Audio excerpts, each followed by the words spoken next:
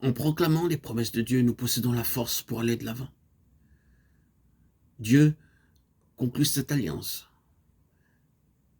et nous pouvons nous élever de plus en plus spirituellement. C'est par grâce que Dieu condescend à faire une alliance avec des êtres tels que nous. Nous ne sommes pas dignes d'une telle faveur.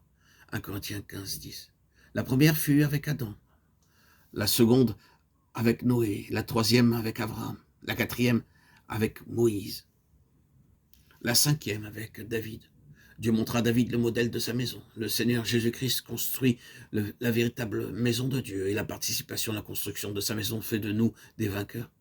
David fit le vœu dans le psaume 132, 4, 5 de ne pas prendre de repos jusqu'à ce qu'il ait trouvé une habitation pour Dieu.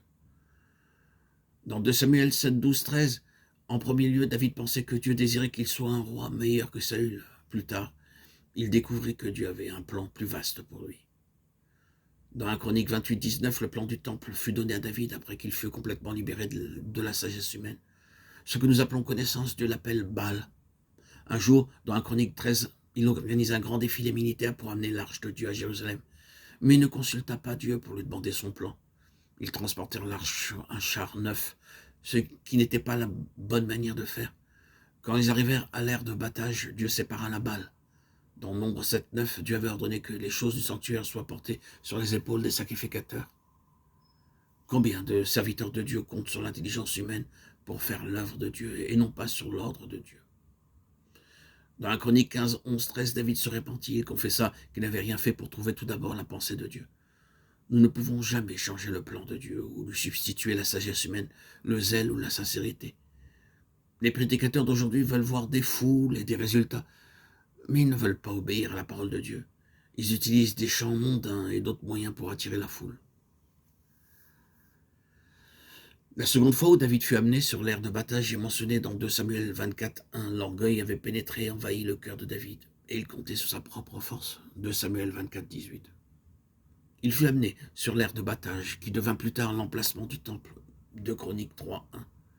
Comme Dieu l'avait prévu, nous sommes des pierres vivantes dans la véritable maison de Dieu. 1 Pierre 2, 5. Et nous devons prendre notre part dans la construction de la maison de Dieu, qui est l'Église universelle et non pas une secte ou une dénomination. Dieu fit la 6e alliance avec le Seigneur Jésus-Christ. Au psaume 2, 7, 8, les nations et les extrémités de la terre ont été promises au Seigneur Jésus-Christ comme son héritage. Nous devons réclamer sa possession en tant que ses co-ouvriers. 2 Corinthiens 6, 1. Il a un héritage en Australie, au Canada, en Amérique, aussi bien qu'en Inde.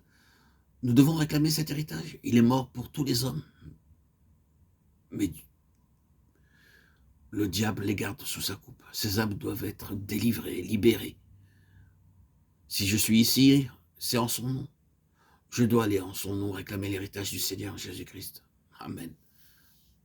Alléluia.